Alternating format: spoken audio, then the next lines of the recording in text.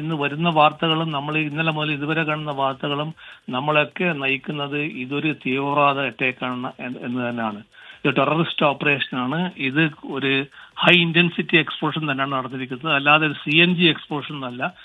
High intensity exposure ഉണ്ടെങ്കിൽ മാത്രമേ ഇത്തരത്തിലുള്ള 100 മീറ്റർ അങ്ങോട്ടൊക്കെ ആൾക്കാരുടെ ഛിന്ന ഭിന്നമായ ഈ അവരുടെ ശവശരീരങ്ങൾ അങ്ങോട്ട് പോയി എന്നൊക്കെയാണ് വാർത്തകൾ മനസ്സിലാകുന്നത്. അപ്പൊ തീർച്ചയായിട്ടും ഇതൊരു ഹൈ ഇന്റൻസിറ്റി എക്സ്പോഷൻ തന്നെയാണ്.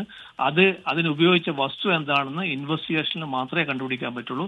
അത് പ്രോപ്പറായിട്ട് NIA ഇൻവെസ്റ്റിഗേറ്റ് ചെയ്യുന്നതാണ് എനിക്ക് തോന്നുന്നത്. കാരണം ഇത് രാജ്യ തലസ്ഥാനത്തുള്ള ഒരു വലിയ എക്സ്പ്ലോഷനാണ്. അതിൽ 8ഓളം ആൾക്കാർ മരിച്ചിട്ടുണ്ട്, 30ഓളം ആൾക്കാർക്ക് പരിക്കുണ്ട്. അപ്പൊ സ്വാഭാവികമായിട്ടും നമ്മുടെ രാജ്യ തലസ്ഥാനത്ത്, അത് റെഡ് ഫോർട്ടിന്റെ അടുത്ത് ഏറ്റവും പീക്ക് ടൈമിൽ ഒരു സംഭവം നടന്നപ്പം സ്വാഭാവികമായിട്ടും അതിൽ UAPA ആഡ് ചെയ്യും, unlawful activities prevention act add ചെയ്യും. അങ്ങനെ ആഡ് ചെയ്ത് കഴിഞ്ഞാൽ തീർച്ചയായിട്ടും ഈ രാജ്യത്ത് അതിനായിട്ട് സ്പെഷ്യലൈസ് ചെയ്ത ഓർഗനൈസേഷനാണ് നാഷണൽ ഇൻവെസ്റ്റിഗേഷൻ ഏജൻസി. അവര് ഇൻവെസ്റ്റിഗേഷൻ എന്തായാലും ടേക്കപ്പ് ചെയ്യും. സാധാരണ ഇങ്ങനെയുള്ള ഒരു സ്പോട്ടിനെ റിപ്പോർട്ട് ചെയ്ത ഉടനെ NSGയും ഈ ഫോറൻസിക് ഡിപ്പാർട്ട്മെന്റ് വരുന്ന കൂട്ടത്തിൽ തന്നെ NIA ഓഫീസർമാർ അവിടത്തേക്ക് എത്തും. അതാണ് അതിന്റെ പ്രോട്ടോകോൾ. അതുപ്രകാരം ഇന്നലെ തന്നെ NIA ഓഫീസേഴ്സ് ഒക്കെ ഈ സ്ഥലം സന്ദർശിച്ച് അവിടെ ഉള്ളതായിട്ടാണ് വിവരം.